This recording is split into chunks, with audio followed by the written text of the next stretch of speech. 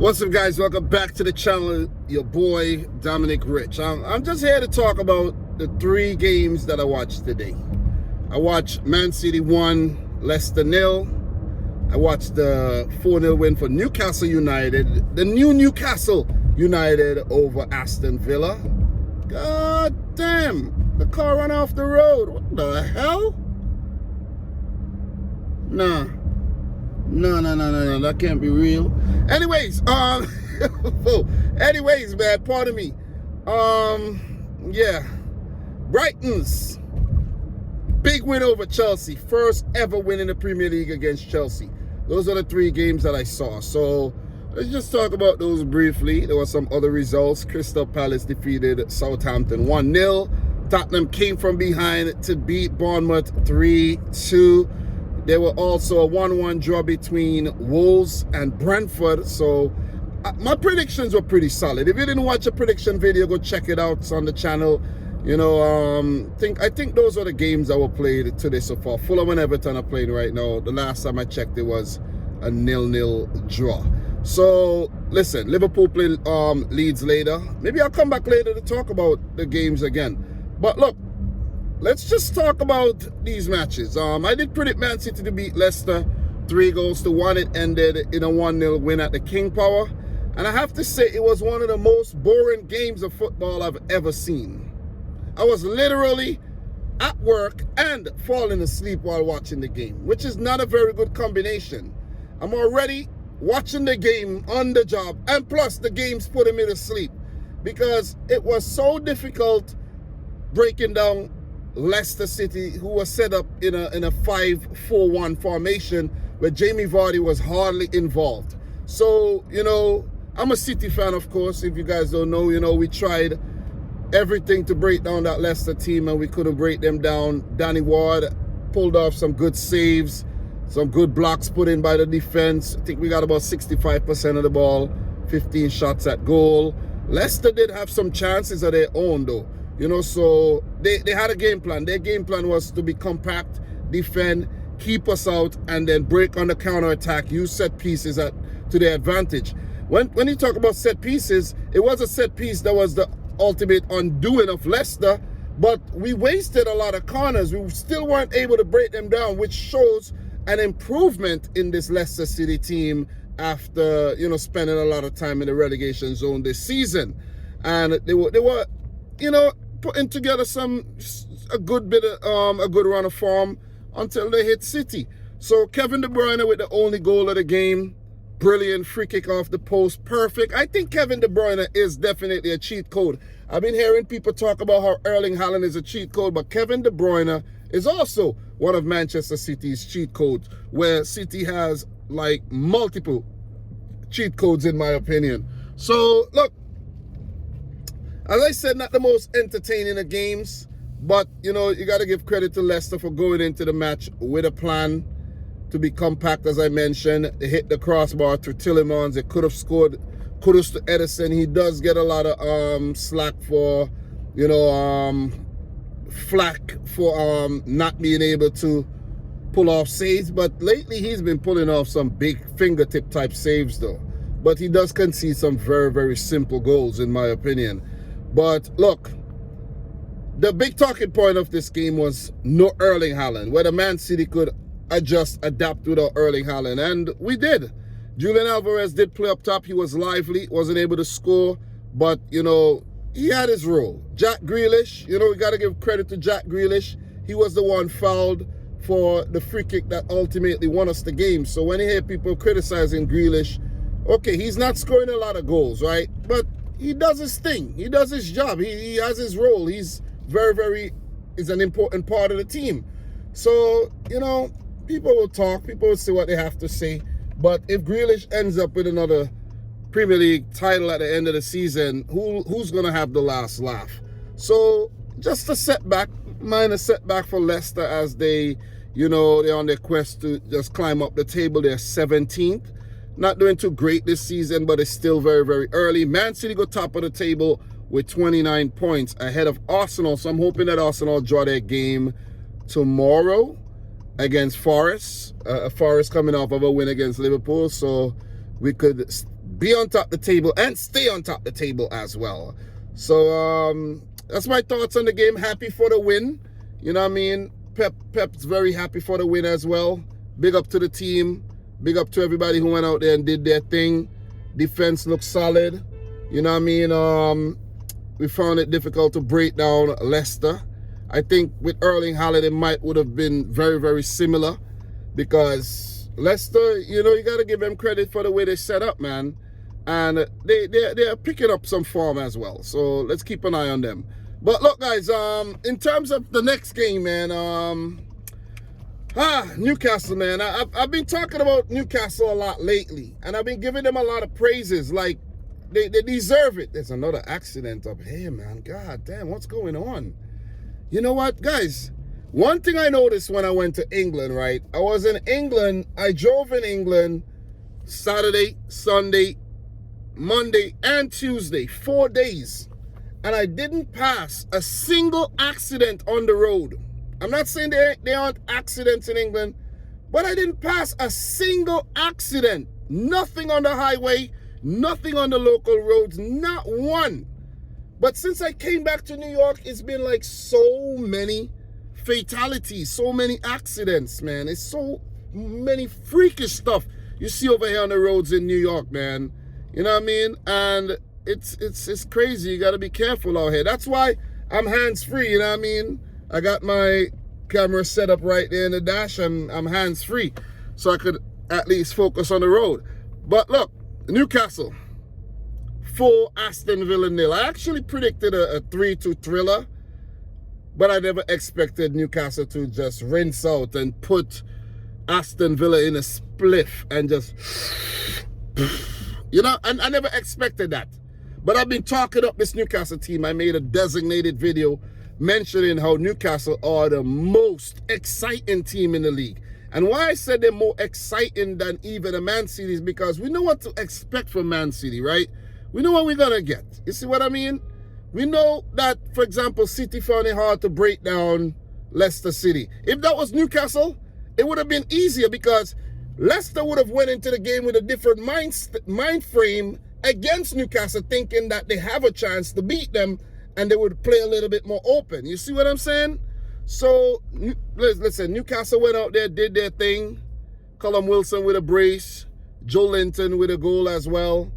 And Miguel Almiron, Miggy the Piggy, nasty. That's why I call him Miggy the Piggy, you know, and pigs are, you know, nasty. And I'm telling you, man, Miguel Almiron is on a whole nother sphere right now. You know what I'm saying? 7 Premier League goals. Probably more goals than he scored in his entire Newcastle career. Don't quote me on that. But just the potency of the attack. The midfield is very robust and industrious with Gimaresh and Willock and Sean Longstaff. His resurgence is probably flying under the radar. You know, Nick Pope, you know what I mean, hardly had anything to do in goal. A few little saves here and there, but hardly anything. It was Villa's defense that was more, you know, busy on the day. Emi Martinez had to go off. Robin Olsen came on, you know, as a substitute. So that's a big setback for them because we know how good Emi Martinez is. God damn, got an accident blocking up the whole road here, man. Yesterday, I was putting gas in the car, like right where I'm at right now. You guys not going to see. But I actually saw someone got hit while riding a bike. And the bike guy seems like he was like an undocumented person. And he rode off. He just rode off and checked the bike. And the wheel was like going like this. I'm like, bro, you okay? He's like, yeah, I'm okay. I'm okay. I'm like, you're not going to check. You're not going to try to find out from the vehicle. You couldn't get money here. He's like, nah, I'm good. And the person just continued driving. The person just continued. And this person is a taxi driver as well, which means that there goes, you know, the money. You can't make the money. And the airbags went out, which means totaled. But let me focus before I get into an accident. But listen, man, so many crazy stuff you see on the road. But back to the game, though. Back to the game. Newcastle United, man. Woo-hoo-hoo-hoo. They're looking good, man. And think about when Isaac is involved, when he gets back from his injury. Think about when Alan St. Maxima is going, you know, full pelt. Think about when the transfer window opens in January or next summer and they, you know, bolster up the team and get rid of some of the deadwood that's in the team right about now. Think about what this Newcastle team is going to be capable of achieving going forward. And I fancy them to pick up a European spot. Champions League would be overachieving. A Europa League would be like deserving. And a Conference League would be like, you know, satisfying for the Newcastle fans, in my opinion. So listen, man, listen. Aston Villa coming off of a fat win in their last game, and they can't follow it up against Newcastle. I thought they would have put out a better performance, but they just got sliced up and diced up, cut apart, and the defense was just all over the place. Tyrone Mings did, you know, make some few good blocks, few good tackles, but, you know, the defense is mediocre. And that's what Unai Emery is going to add to this team. Some defensive, you know, stability that's going to galvanize the Aston Villa team going forward. You see, because in terms of their attack, Leon Bailey, Danny Ings, Ollie Watkins, they weren't so threatening on the day. You see what I mean? Look at that. Philippe Coutinho is in that team and he's not even starting. He's not even getting any game time. Just think about it. Who knows? Maybe Unai Emery would implement, you know, put Coutinho back into the team and get his confidence back up when Diaz is not really producing, you know. So let me just pull over right here, man, under this tree. But yeah, should have found somewhere shady, but it's okay. But kudos to Eddie Howe and this Newcastle team, man. Jason Tyndall, big up to Jason Tyndall, you know, always whispering in Eddie Howe's ears. It's a two-man managerial thing, you know. If you guys don't notice, it's not just Howe, it's Tyndall. You know, so kudos to Newcastle. Another big win. Almiron, Gimaresh, Callum Wilson, these guys on fire. Joe Willock, all these guys playing well, man. And I think they're going to only continue to surge in the upwards direction. So, not to be too lengthy when it comes to the vid. I still have one more game to talk about. And then, you know, tomorrow I'll come back with another. I'll do some mini sessions, break it up, and that'll be maybe my review for the week. Break it up in segments. But look, man, Newcastle are 4th. They go up to 24 points, while Aston Villa are 15th. Still, I think about 12 points or so, whatever. Insignificant right now. They're struggling.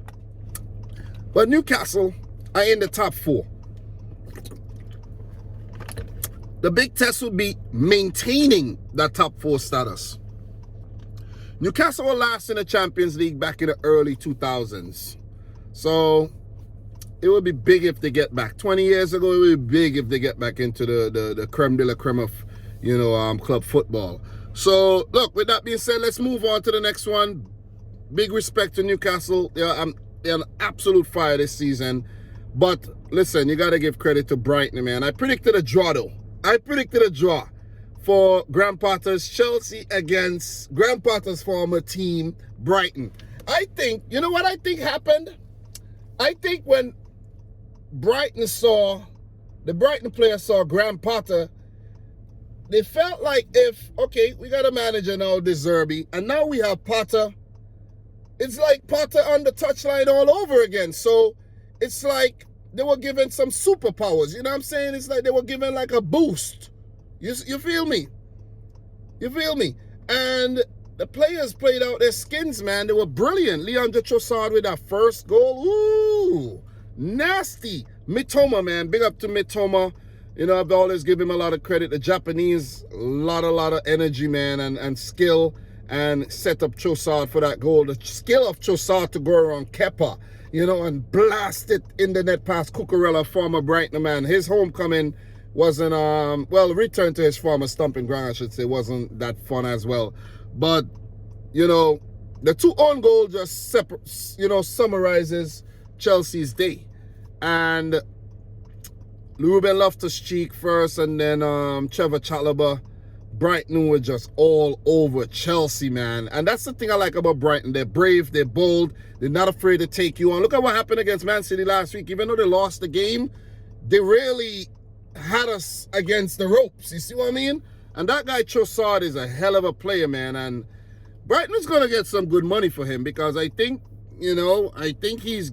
Look, I would personally love him at Man City. Personally, I think we should sign him. I think we should sign him because there's players that's going to leave in the summer, and why not do some business, early, bring him in, and then, keep the thing going, because you need talismanic players in your team, players that can make things happen when you need something to happen, who could pull things out of thin air, and that's what Trossard gives you. Kai Havertz did pull one back for Chelsea, and Chelsea had tons of opportunities to score. It's not like Chelsea played so terrible and they didn't have chances to score. They had chances, but big up to Robert Sanchez, who made some magnificent saves in the game, man. Big up to the Brighton defense, Dunk and Webster. These guys were good on the day as well. Got to give a lot of credit to them. And also, another big talking point in the game is Graham Potter subbing off Kepa. I've been talking about this. I said Mendy was touted as the best goalkeeper in Europe, right? Last year, right? He won the award, right? And now he's on the bench for 9 straight games. I said, Mendy, maybe you need to go back to France, right? Or just be patient. Just be patient because it's Kepa. You see what I'm saying? It's Kepa. And look at that. Kepa substituted, Mendy brought in for the second half. Was it impulsive of Graham Potter to do? Did he need to even make that necessary change? Remember, like against United, he took off Cucurella and brought on Kovacic. Was that necessary? But I have to say that the Chelsea players that were given the opportunity on the day, they weren't clinical enough. Pulisic, Raheem Sterling, Mason Mount. I didn't even realize he was playing. Havertz himself, even though he scored, he, blasted a couple, into Rosette, Loftus-Cheek. These guys, look, and another thing too, if it wasn't for Thiago Silva, that header off the line and a big block as well, this could have got ugly. Chelsea could have copped a 6-piece against Brighton.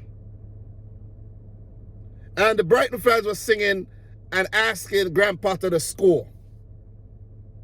And look, it was great. That's why I told you guys, it's great that I went to England and watched the Premier League game and I got to experience what it feels like to be in a stadium. When the fans are singing, man, it's thunderous, man. And you can imagine how you feel as a manager, as a player. You hear the fans screaming your name. It's just that energy that you need to push through and to achieve things.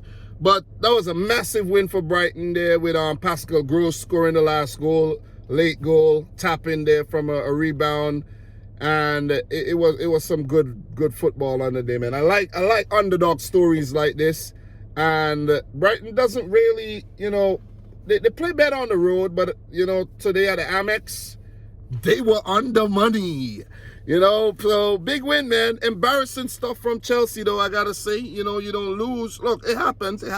You get those odd results. But you don't lose like that, though. Remember, Chelsea got sliced up by Leeds United already this season. Think about it. But it's Potter's first loss. That didn't come out right? His first loss. He's going to learn from the situation. And the best place he can learn is where he used to actually manage for 3 years at the Amex against his old team. He was actually humbled. Humbled.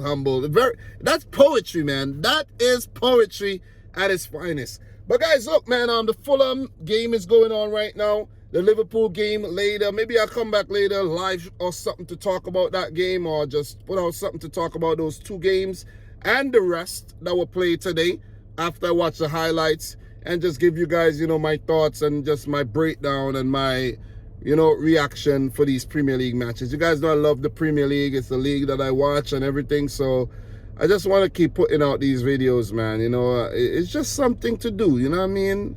It's just something to do, guys. And that's why I do it. That's my motivation. But anyways, thanks for watching. congratulations to all the teams that won on the day. Brighton is still 8th. Chelsea, I think, are 5th. And still a lot to go for the season. Still young. But it's good to get the job done early. You know, build a solid base to galvanize your season to launch to other goals. And not worry about relegation and all that stuff. So guys, thanks for watching another one of my boy Dominic Rich. Like the video if you haven't yet done so. Subscribe to the channel if you're new. And until next time, peace out. Rich Squad. Peace.